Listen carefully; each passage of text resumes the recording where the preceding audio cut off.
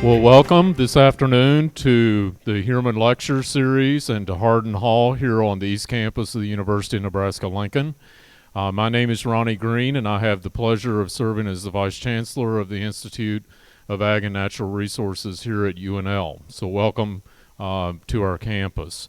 The Human Lectures is a series that we are in our second year of establishing. It was first started a year ago. And we've been very, very pleased with the opportunity that it's brought to our campus to be able to bring world leaders, world thought leaders, dealing with food security, natural resource security, rural landscape security issues around the world.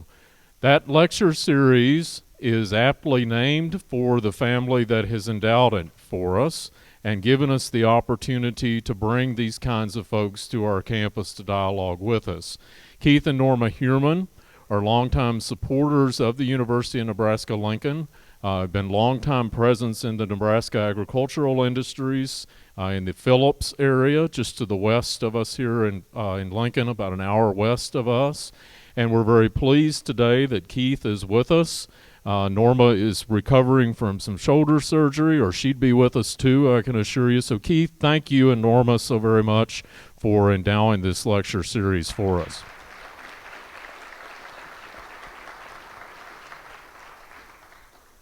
We also make these lectures available in several forms. You'll see that they're being videoed here for the group that is with us in Hardin Hall.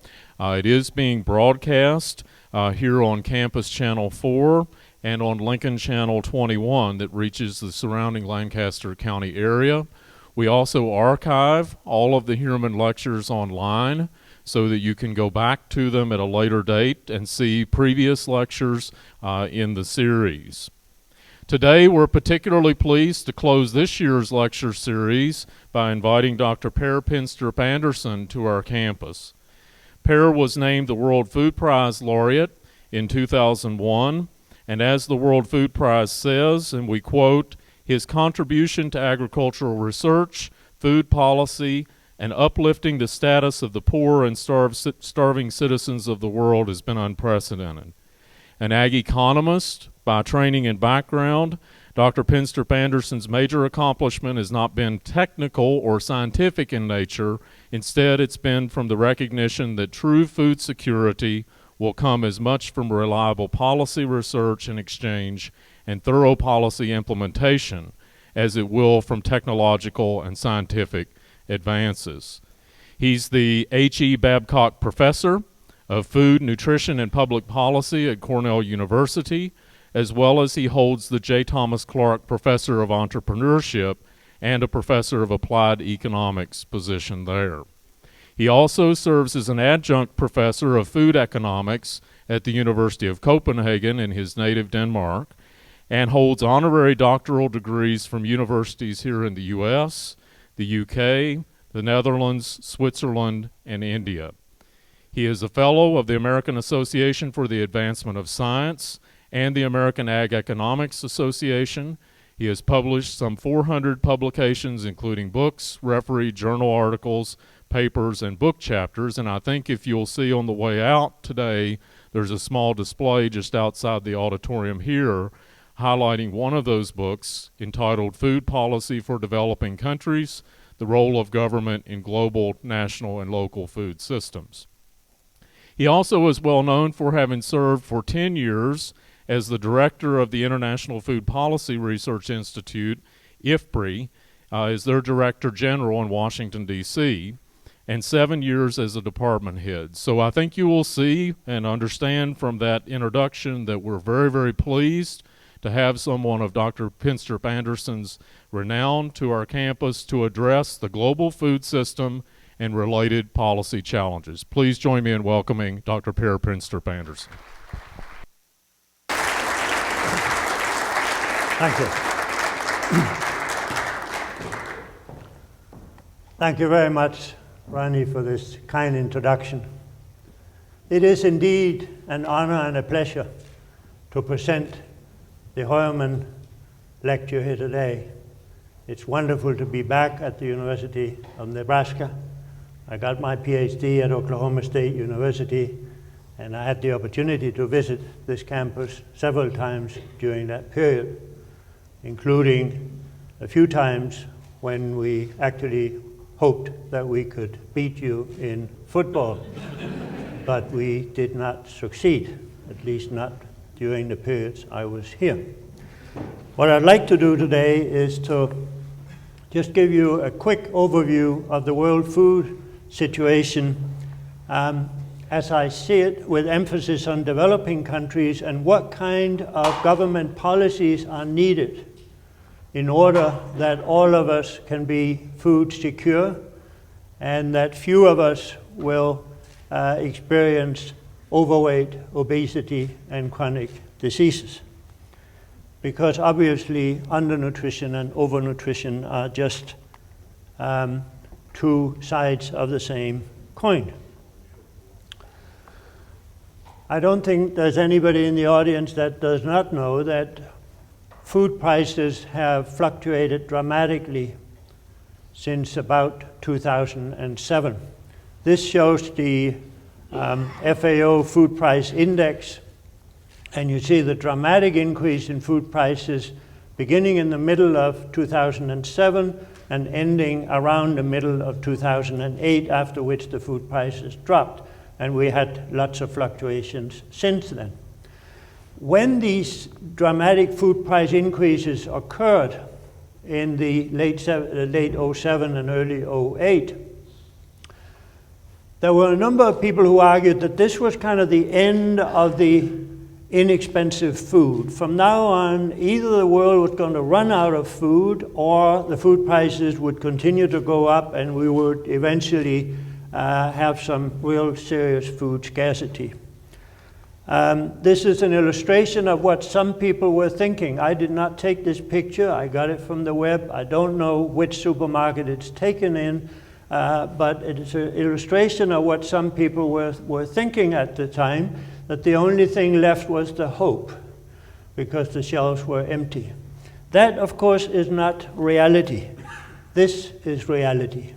This shows rice mountains in Thailand. The Thai government decided to increase the price they would pay farmers to produce rice. Farmers responded by producing an immense amount of rice. This shows India grain stock. They now have about 80 million tons of grain in stock, and you can see in this bar diagram the dramatic increase since before the food crisis began. More than half of that is outside. They do not have capacity to keep roof over all this grain, so more than half of it is exposed to the weather, and that is what's happening. It is rotting at a very rapid rate. If you look at Zambia, you find something very similar. Huge stocks of corn in this case, kept, as you can see on this slide, and much of it is deteriorating, as you can see here. This is a picture from an area where few people ever go, so the government is trucking all of this rotted grain out there in the hope that nobody will ever see it. Now you can't tell it's rotting, so let me show you this. That is in fact what's happening. So we got lots of food in the world. I'm just showing you 3 illustrations. This is why Zambia suddenly has so much grain. The government decided to increase the price of corn to make fertilizers available and to help them improve the market. So that in fact the government was buying up the corn, and farmers doubled the corn production from 2005, 2008 to 2010-11. So over a period of 4 to 5 years, the Zambian farmers doubled their corn production. So who is saying that we don't have productive capacity to feed current and future generations? Of course we do.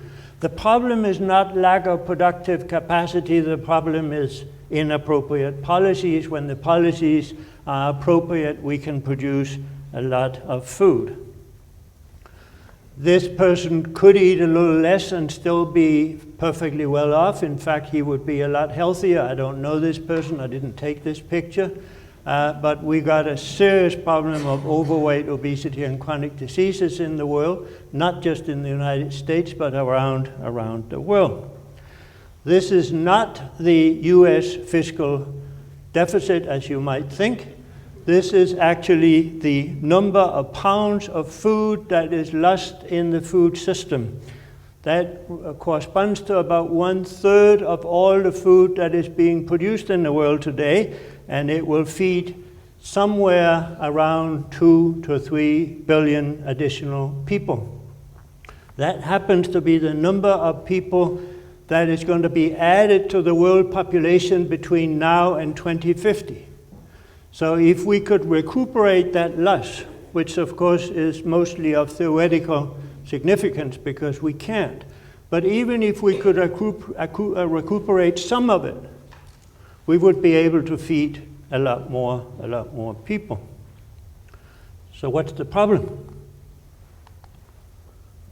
Well, let me first talk about why these losses come about. We have a huge yield gap among farmers in developing countries.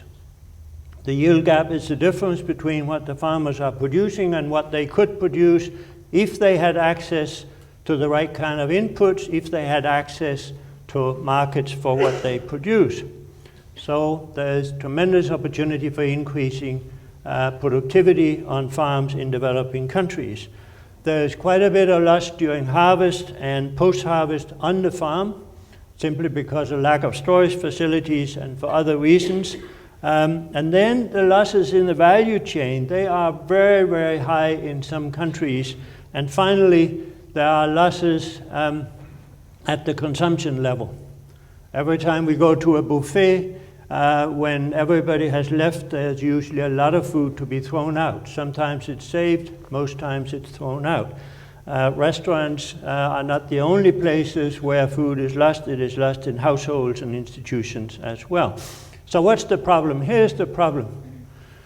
A very large number of people don't have access to enough food. Whether it's 800 million or it's 1 billion, who knows? But it's a very large number of people who don't have access to food. If you happen to be in Haiti in January 2008, you could see people eating what I'm showing on this slide. These are mud cakes. It's earth. That's all it is. It helps dealing with your appetite. You can't afford to eat food, so you eat dirt. Yes, there are a few minerals in there, but nothing much. That's how bad the situation was in parts of Haiti when the rice prices went up in 07, 08. The United Nations Food and Agricultural Organization decided back in the mid-90s that they were going to help countries achieve the goal of reducing by half the number of hungry people. And at that time there were, as you will see on the left on the green graph, there were close to 1 billion people, about 980 or so million, who knows for sure. And you can, if you look at the green graph, you'll see that it has decreased somewhat, but not enough to reduce by half the number of hungry people between 1990 and 2015, during that 25-year period. That is shown by the other green line. So we're not even close to achieving that goal. In year 2000, the UN decided to introduce a less or an easier to achieve goal, namely, let's reduce the percent of the existing population that suffer from hunger by half. And that is easier to do because of population growth. And we are close to achieving that goal, as you'll see on the red line. But even if we achieve that goal, there will still be a very large number of people who would suffer from hunger. So where are they? They are to a very large extent in Asia. The red color shows South Asia. That means India, Bangladesh, Nepal, Pakistan, and a couple of other countries. There are quite a few in the rest of Asia, including, of course, China, Indonesia, and a number of other countries. And then the yellow color shows Sub-Saharan Africa. And the reason we are talking much more about the problems in Sub-Saharan Africa is not that that's where most of the hungry people are, but that the number of hungry people is going up. The trend is in the wrong direction, and it is a very steep trend. That is why Sub-Saharan Africa is on the agenda of so many international organizations. But keep in mind that in terms of the number, most of the hungry people, most of the, we can call them food insecure or whatever you want to call them, undernourished, are in fact still in Asia. So that's one problem. The other problem, of course, is that we have these very large fluctuations in food prices at the global level. Price volatility has increased dramatically. I'm showing this slide for wheat, but I have similar slides that show basically the same thing for corn and for rice. Will these fluctuations continue in the future, or was this just kind of for a few years and then we'll go back to a more stable situation? My estimate, my prediction, is that they will continue and possibly get worse. And the reason I'm predicting that is climate change. The extreme weather events are behind much of these price fluctuations, and I don't see any reason to believe that we're going to be able to deal with climate change to an extent that we can reduce the frequency and severity of these extreme weather events. But it is more than climate change. It's policy interventions. When the wheat prices began to go up in 2007, the Indian government was concerned that rice prices were going to go up too, and that would happen in India, so they closed export of rice.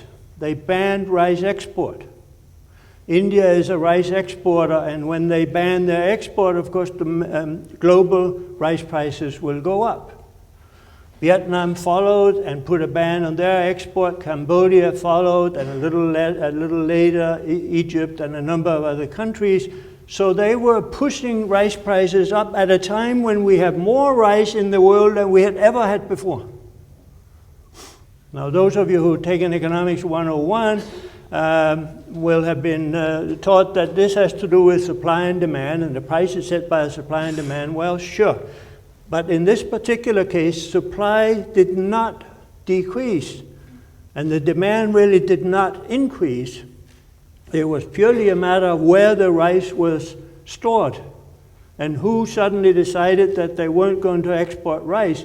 Now, other countries were hoarding. They were buying rice in order to have something in stock just in case the price continued to go up. And there were a number of other policy interventions that made matters worse. Now, normally we think of governments to help solve problems, but in this particular case, some of those policies were actually creating or amplifying the problem. Then we had speculation, particularly in the futures market. So when prices began to go up, that would hit the information sources for those who had lots of money to move around, and a lot of the money went into futures markets, for example in Chicago, which further pushed up the prices. And then when you see that the grain stocks are being reduced as they were between 2000 and 2006, then you think that it's probably time to invest in the grain because there isn't very much in stock. And then we have biofuel, which of course took away resources away from the production of food, and therefore further pushed up food prices because the supply decreased. And talking about biofuel, I want to show you the relationship between ethanol prices and corn prices in the United States. This comes from a research project that I'm involved in that we almost completed. This work was done by Gordon Rouser and DeGorda from Cornell, from Berkeley and from Cornell. And what I'm showing here is that there was very little relationship between the corn price, which is shown in red, and the ethanol price, which was shown in blue, up until the last part of 2006. Then, beyond that, you suddenly see a very high correlation. Now it's very clear that the biofuel price and the oil price are following each other, and the biofuel price and the corn price are following each other. So now you've got the three of them in tandem working together. Now, why did this not happen until towards the end of 2006? There were several reasons for that, but the two major ones were, one, that mandates and subsidies were put in place by the government, blending mandates and subsidies. And secondly, the refinery capacity for biofuel had been invested prior to that. So suddenly there was the capacity to deal with it. I'm not going to go into what the situation is right now because obviously there are some serious problems facing the refineries because of the high corn prices. But the point I'm making here is that you see that suddenly the ethanol and the corn prices are very closely correlated. And that, of course, means that if the oil price goes up, or if the oil price changes, so will the ethanol price, and so will the corn price. I want to show you a few other relationships between prices, in this case between the global price, the price in the world market, and the price in national markets. These graphs show wheat prices in the world market, which is the black graph, and then for South Africa and Bangladesh. And they follow each other quite closely. In other words, the transmission of the changes in prices in the world market to national markets in those two countries, that transmission was very high. When the price went up internationally, they would go up in those countries as well. The reason for that is South Africa has an open market economy. It exports wheat. Bangladesh depends on a lot of import of wheat, so therefore they had to pay the international price. So here you see a very close relationship. Now, why do I care about that? Because if we want to understand how price changes in the world market affect poor people in developing countries, we must understand to what extent those price fluctuations are actually passed on to little Johnny's mother, who is buying her food in the grocery store in a village in some parts of, say, Africa. And in this particular case, South Africa and Bangladesh, when things happen internationally, something very similar happened nationally. Now look at the contrast, and this is also from the study we are close to completing. In China and India, virtually none of the price fluctuations in the international markets were passed on to the national consumers. Why? Because both of these governments were concerned that if suddenly, in this case, the rice price were to triple in their markets, they would lose credibility. They would lose their political power. So what they did was they put in place trade policies that would basically de-link what was happening in the world market and what was happened nationally. I already mentioned the export bans put in place by India. China was manipulating its trade policies in the same way to make sure that in fact nothing much happened to the prices of rice in those countries. And then you got another set of countries, in this case are illustrated by Malawi and Zambia. both of which, as you know, are in southern Africa and landlocked, where there was virtually no relationship. And that's because the markets were really not integrated. The national markets were very poorly integrated with the international market. And what happened in those countries, what happened to food prices in those countries was given by national factors, such as local droughts, local floods, rather than what happened in the world market. Now, there are two reasons why I'm putting a little more emphasis on this. One is that happens to be the research I'm doing right now, which is not a very good reason, but the better reason is that we really do need to understand how the global food system interact. We can't just say, look, if the price of corn goes up in Nebraska, it also goes up everywhere else. We need to understand how these things relate. One other thing on the price transmission. This shows the FAO World Food Prize or Food Price Index. That's the yellow one. And then if you look at the reddish one, that shows the Consumer Food Price Index in the European Union. Now notice that the consumer price barely changed, whereas the international price changed a lot. And the main reason for that is what we buy as consumers in the European Union and in the United States is not so much the food ingredient. It's not so much the commodity we're paying for. We're paying for the post-harvest additions. We're paying for transportation, for advertisement, for packaging, for processing, for all of the things that are added. So if the food price changes, say by 10%, we may have a 1% change and maybe less in what we pay for our food. This is important because in developing countries, particularly low-income people, they are paying mostly for the food, whereas high-income people in high-income countries are paying mostly for what's added to the food after it leaves the farm. So we have, I want to talk a bit about the drivers of the food systems, and I have already talked about the food price changes. Economic growth, urbanization, and globalization, key drivers of the global food system.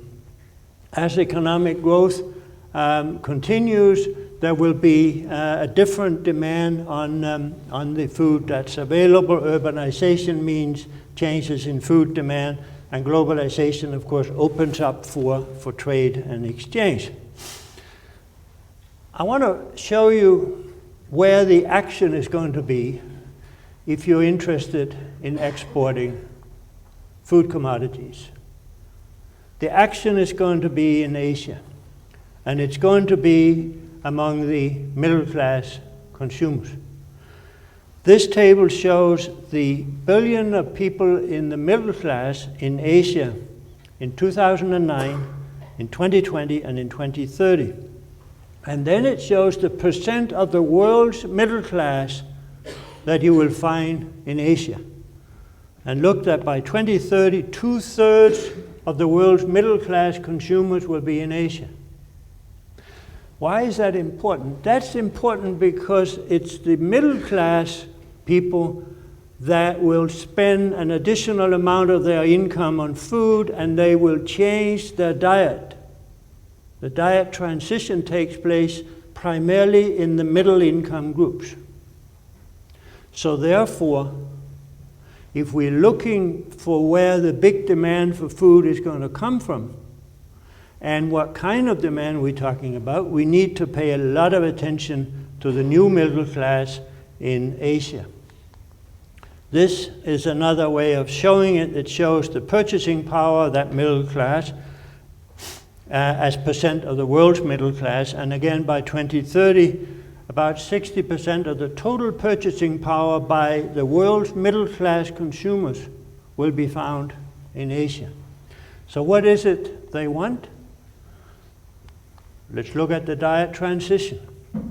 This is an illustration of diet transition in China. I'm showing you the rural households. We have similar transitions in the urban households. And what we see here, of course, is what I guess most of us know, that as income goes up in that lower middle class, in this case, consumers want less grain, they want less fruit, fresh vegetables, which I think is a Chinese case. I don't think that's generalizable across the world. But they want much more vegetable oil, which unfortunately adds to overweight and obesity. They want much more meat. They want more eggs. They want more fish. So the demand for commodities by this middle class is going to be for feed stuff. It's going to be for soybeans. It's going to be for corn, primarily. And to the extent that they don't produce their own animal products, of course, it's going to be for animal products as well. That's where the action is going to be in terms of globalized trade. Research and technological change, major driver of the food system. The developing countries are under-investing in research for the agricultural sector. They've been doing this for a very, very long time. Every study that we look at show a dramatic rate of return for investment in agricultural research, both in the United States and in developing countries. But the rates of return are much higher in developing countries. There's a gross underinvestment. And yes, we need to use all the scientific tools that are relevant to this research, even if it means transgenic research. We should not be afraid of genetic modification if that is the best way of solving the particular problems that we're trying to solve. Drought tolerance, insect resistance, higher yields, and a number of other characteristics that can be improved with agricultural research. And I knew somebody was going to ask about GMOs, so I thought I would get ahead of you. Biofuel and competition for resources, I already mentioned that. Biofuel takes away resources from food production. Is that a good thing or a bad thing? Depends on the situation. It's a good thing if it generates more income for the farmer, which can then be used to improve the welfare of the farm family or promote economic growth. It's the bad thing if, in fact, it pushes food out without generating that additional income. But I want to stress again what I said earlier. The problem we're faced with is not that this earth cannot produce enough food for future generations. It can. We don't need 6 Earths, as some people would argue. In fact, I was at a meeting 2 days ago when somebody made that point. So the problem is not lack of productive capacity. The problem is that we're not using that productive capacity in the best possible way. So therefore, producing biofuel in a situation where we utilize the productive capacity appropriately should not be a big problem, depending, of course, on how much resources we use. Land acquisition, I put this in the slide because I'm very concerned about what is currently happening in parts of Africa and parts of Asia. And I'm referring to foreign investment corporations, sovereign investment corporations, pension schemes, and others taking control over large chunks of land in low-income developing countries. If the goal is to produce more food, that may in fact be the way to go, because they will bring in capital-intensive equipment and they will increase productivity. If the goal is to improve food security, meaning access to food at the household and individual level, then in most cases it is not a good idea. Because what happens is most of that land is populated by smallholder farms. When the sovereign investment corporations send in their people after they got agreement from the government they can control this land, they push off these smallholders without giving them alternative livelihood, income. So their food security deteriorates. So you can end up in a situation where you produce more food, and more food insecurity at the same time, because most of the food that's being produced will be exported out of the country. China, for example, has taken control over large chunks of land on conditions that the food is shipped to China. Same for India and several other countries. There is a need for more research. So if there are any PhD students here looking for a topic, there is a need for much more research to really understand what's happened in these happening in these foreign direct investments in controlling land in developing countries. It's very difficult to get data because the governments keep these agreements secret. And you can speculate why they don't want to tell us what agreement they entered into. And I can certainly help you speculate about that if you like in the discussion. Climate change, I already talked about extreme weather events. But of course we have another part of climate change, which is the global warming that will reduce the productive capacity the closer you get to equator. So in the tropical and subtropical areas, you probably have a decrease in productive capacity. In the temperate zones, you would have an increase. The estimates that I've seen, and I have not done research on this, the estimates I've seen is that the global food production capability is not going to change very much. But where the food is produced is going to change rather dramatically over time. And then, of course, we all know that because of the rapid population growth, there's no way that this earth can feed future generations. So why don't we just give up now? That, of course, goes back to some books that were written some years ago, Population Bomb and a few other things with similar wonderful titles. What is really happening is that the population growth rate is dropping very, very significantly.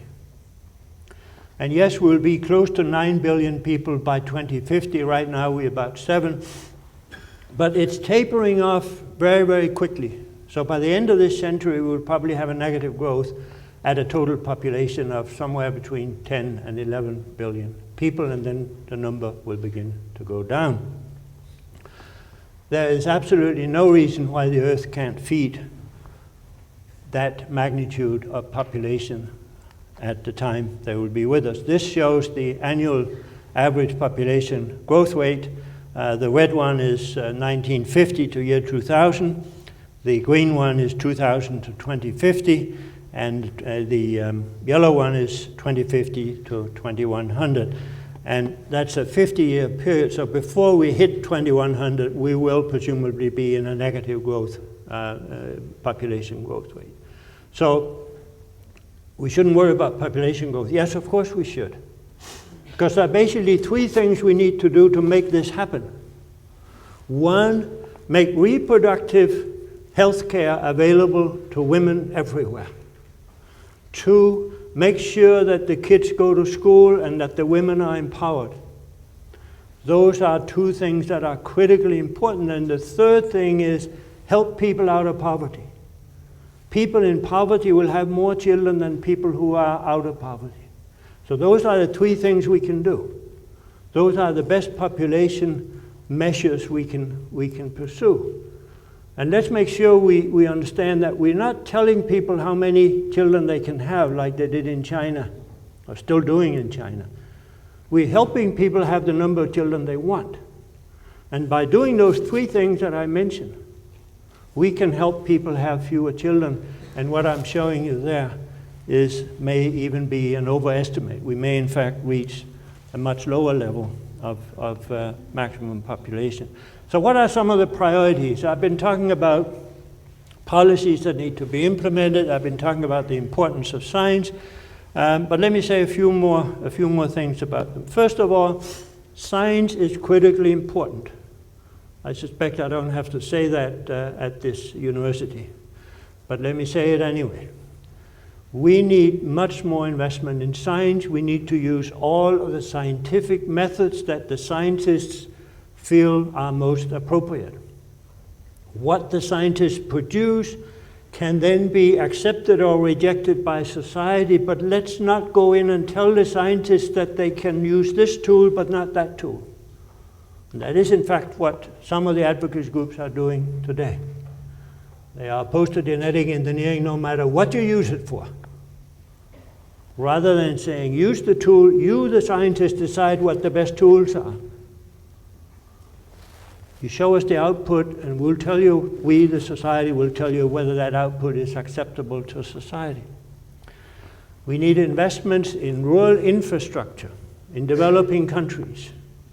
If I had a big pile of money, which unfortunately I don't, and I could spend it on helping African governments improve living conditions for the poor people in Africa, I could decide how it should be spent.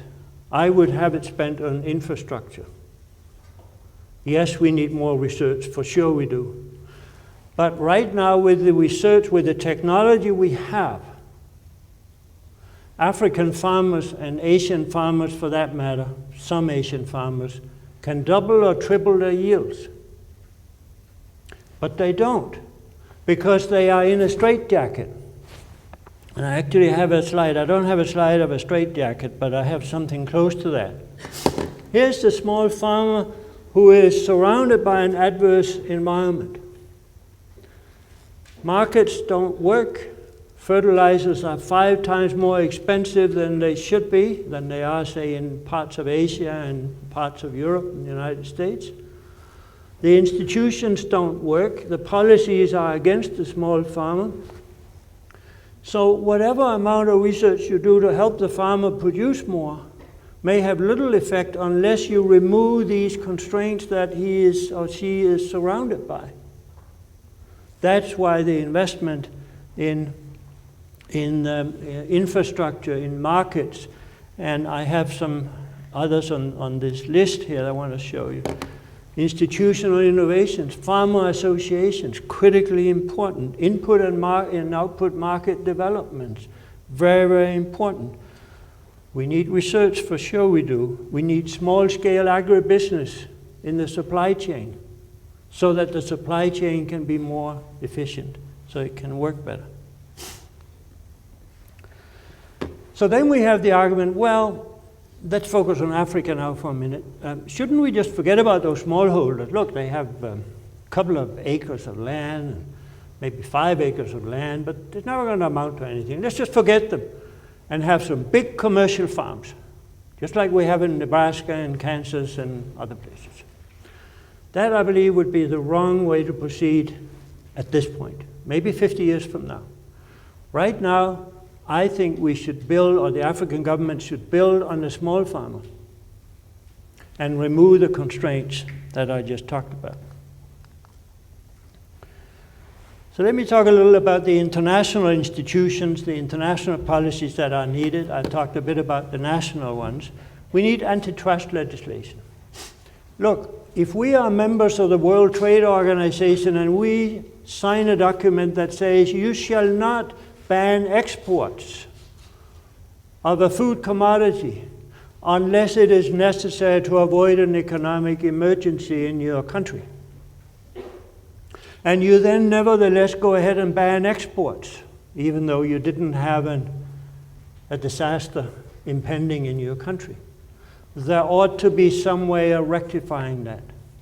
We need to hold countries and corporations accountable for what they do internationally. We have antitrust legislation in the United States, in my country, and in most other countries. In some countries, these laws are implemented. In others, they may not be, but at least they're on the books. We have no such thing internationally. There's no antitrust legislation of any kind that I'm familiar with internationally. So national governments can do whatever they want. Yeah, they sign the WTO agreement and then they break it. They break the agreement if they feel like it. And some of the large corporations need to be kept in check as well. The land acquisition rules, I talked about land acquisition, land grabbing, if you like, direct foreign investment in land control. There are no rules for that. There are voluntary guidelines, but there are no rules that says, look, if you're going to enter into an agreement about the control of land, here are some of the rules that you should follow. We need orderly trade policies, and I already talked about some of those in the context of antitrust legislation.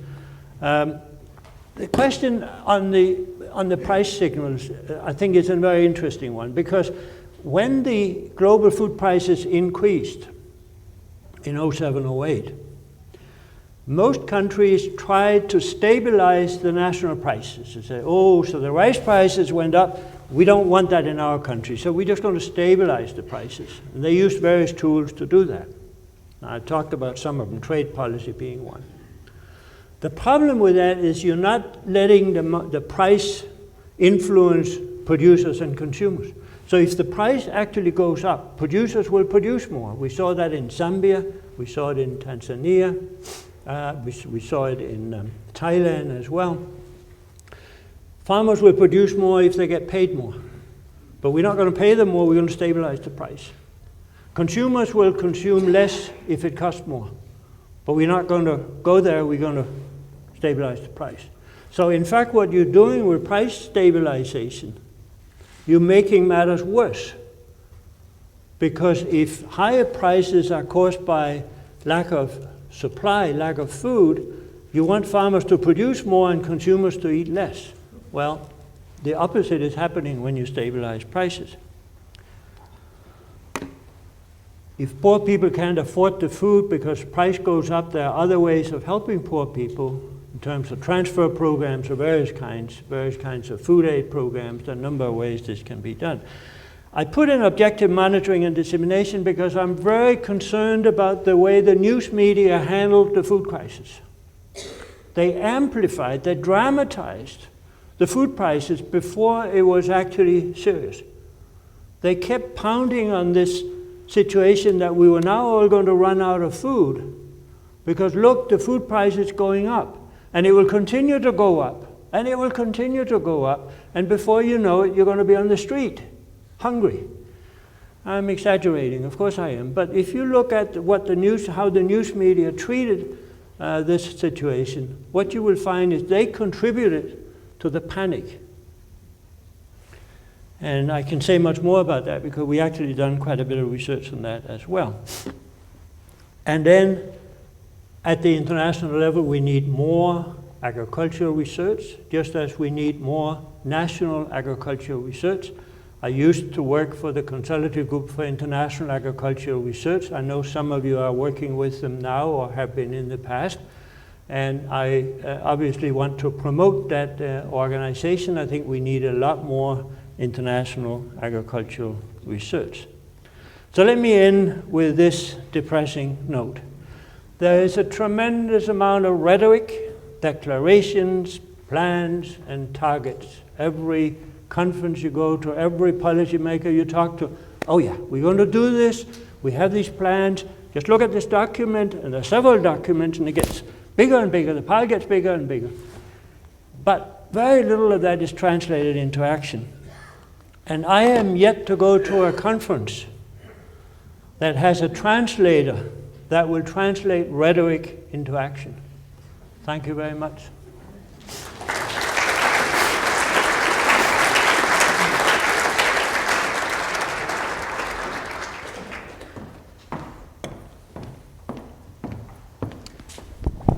Well, thank you very much, Dr. Pinstrup-Andersen, for a compelling lecture. We do have time now for some questions and dialogue with Per.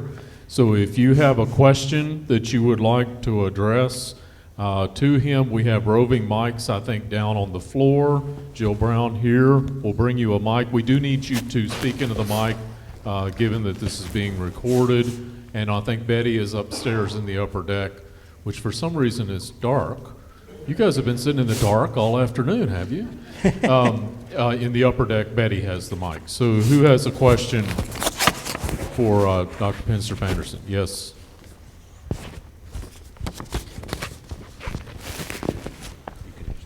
Yeah. Hello, my name is Francisco Muñoz from the Biological System Engineering Department. My question is regarding how you envision the merging information and action between the food system, the water system, and the climate system from the perspective of transmitting or transforming science and technological development into action or decisions made by policymakers? I'm very glad you asked that question, because I've been working on trying to help national governments and international organizations breaking down the firewalls among the various disciplines and among the various problem-focused programs. I think we need to have a cohesive approach to this. When I talk about the global food system, I'm including water and climate. And I suspect that Roberto, where are you, Roberto?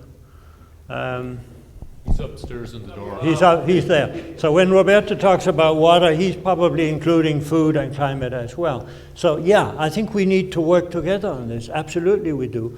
And right now, a lot of people are working in silos, because that's where we get our incentives. We get our incentives for being a good economist or a good agronomist or a good health person or a good water specialist.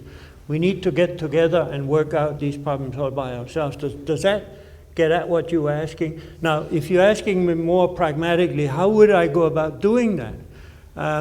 Where I would start, and I'm an economist, so it's no surprise to you, I would start with incentives. You need to give me incentives to reach out to Roberto, to an agronomist, to a health person, to a nutritionist. Because if I don't have incentives to do that, but all my incentives coming from publishing in a refereed economics journal, that's what I'm going to do. Because that's where I get my promotion to a full professor, tenured professor. That's where I get my salary increase. I go to those conferences and I say, you're a nice guy because I read your article in this refereed. You see what I'm saying? So we need to change the incentives. And Roberto and I were talking over breakfast this morning, and apparently some of that is happening at this university, and we're trying to do this at Cornell as well. The international institutions are almost impossible to move in that direction. If you work for an international institution with a specific goal in mind, it's very difficult to get that institution to work with an institution. Let me be very specific.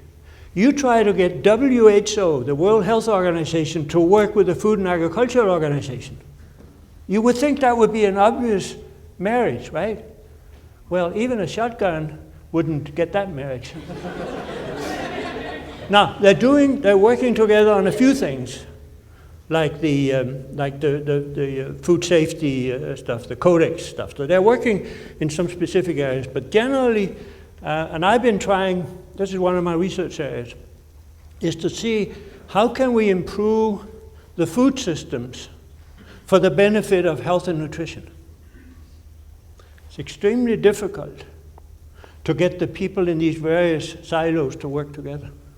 So I'm completely with you if that's what's behind your question. And if you don't know Roberto Lenton, you should get to know him, because he's trying to do exactly that. Right, Roberto? Yes. I thought so. You will be happy to know that the gentleman that asked you a question was hired into a group exactly like that. Wonderful. As a new faculty. Wonderful. So, in the back, I think, Chuck, you have a question. Dr. Andersen, is this on?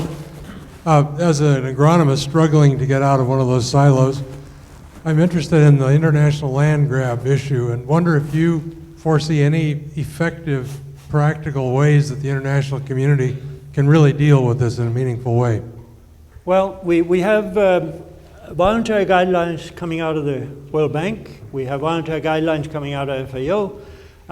Actually, how do I put this kindly? The land grabbers have their own organization. They have guidelines as well.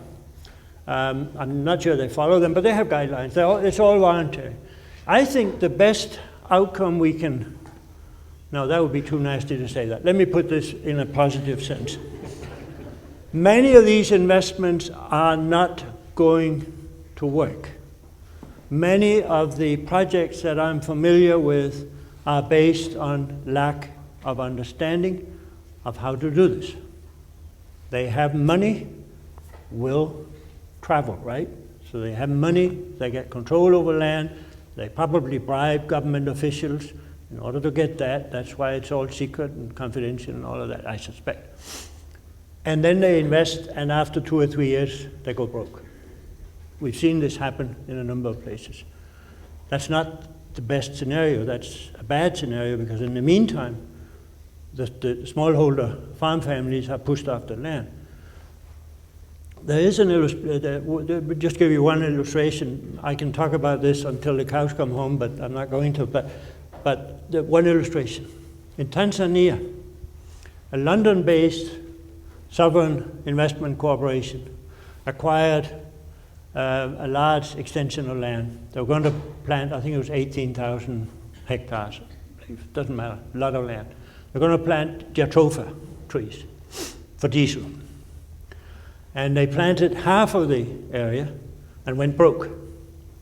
In the meantime, they had pushed all the farmers out of the 18,000 hectares. They brought in bulldozers, they cleared the land, the huts, the villages, everything was gone. Then they planted in half of that land, they went broke. They turned over the pieces to an international corporation with a post office box in Mauritius. We don't quite know where they are. They hired, I believe it was 200 people, locals. Those were the first 200 that were hired. Apparently nobody was hired to plant the jatropha. I'm not quite sure. They probably brought in Chinese workers. I don't know. And those 200, their job was to defend the area so that the farmers couldn't get back in and plant on the land that they were pushed away from. You see what I'm saying? I can get very emotional about this. This is just totally unethical. Some of you may recall quite a bit of press a year or so ago now about a situation like this in Tanzania that involved one of our sister land-grant institutions at Iowa State. Oh, yeah. And there was quite a bit of controversy about that Right. In the press as well. Betty, you have a question up top. Hello, thank you for your lecture. I appreciated it very much. I'm up here on the top. Okay. You brought up a point about research and technology change. I'd just like to talk about that or ask your opinion about something. About modifying plants from their natural states. Does this include chemical sprays for higher yields? Does this contribute to obesity? Namely, a farmer in Iowa who said he doesn't even eat the corn he grows because it doesn't taste good. It's used for highly processed materials such as high fructose corn syrup, which have huge adverse effects on human health, cancer, and obesity. Sure. However, these highly processed and unnatural foods are contributing factors to overeating and malnutrition simultaneously. Most of these products are coming from commercial farms, largely because of policies dating back to Earl Butz in the 1970s. I understand that your lecture is about policy, but you talked about obesity versus world hunger with regard to high yields, in this particular case for highly processed foods. Could you offer any insight on this matter? Well, I've written quite a bit about the impact of agricultural subsidies in the United States and the European Union. So what I'm going to say now is not news to those of you who know where I stand on this. I think a lot can be done by changing the subsidies, by changing the commodity-specific subsidies away from those commodities. You mentioned corn. I know this is not a popular thing to say in Nebraska, but suppose instead of subsidizing corn, which is not a big issue right now, but it was until the prices went up, and instead subsidizing the production of fruits and vegetables if you do want to subsidize. But these are some of the things that I think we really need to look at from a health and nutrition perspective. And you brought up something that's very much on my mind.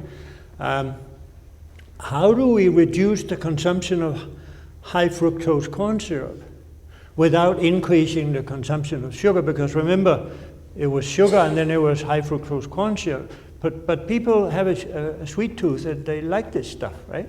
And if it's inexpensive, of course, it's going to go into the processing industry. And one way to slow this down, I suspect, is to make sure that the subsidies are not are not reducing the prices of it. That's probably all I can say on this. Everything I've done on trying to change or get rid of the EU and the US agricultural subsidies have had absolutely positively no effect whatsoever. It's not really an economic analysis that's needed, it's a political one. Yes, Betty, you have another question up top. First of all, thank you very much for coming and sharing with us. My name is Mark Gustafson, and the question I have for you is what role do you see education and the ability to some of these small shareholders to access education and information through modern information technology? We were in Tanzania last fall, out in the middle of nowhere basically, and would see Maasai warriors walking along with a cell phone to their ear, and so there is that capacity, and how does that play into your vision of the future?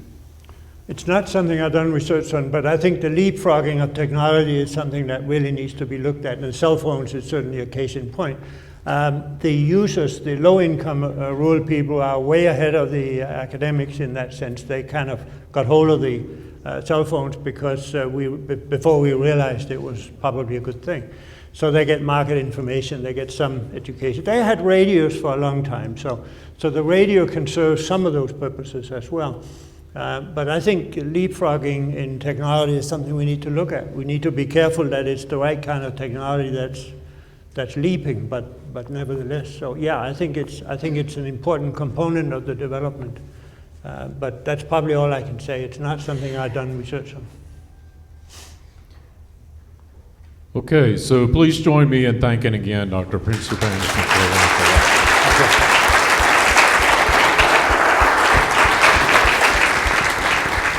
We have a medal that we present to all of the Heermann lecturers. You'll see a copy of it on the screen to my left, to help them remember coming to the University of Nebraska and being with us for one of these lectures. So, Per, please accept this with our gratitude for being here at the University of Nebraska. Thank you very much indeed. Thank you.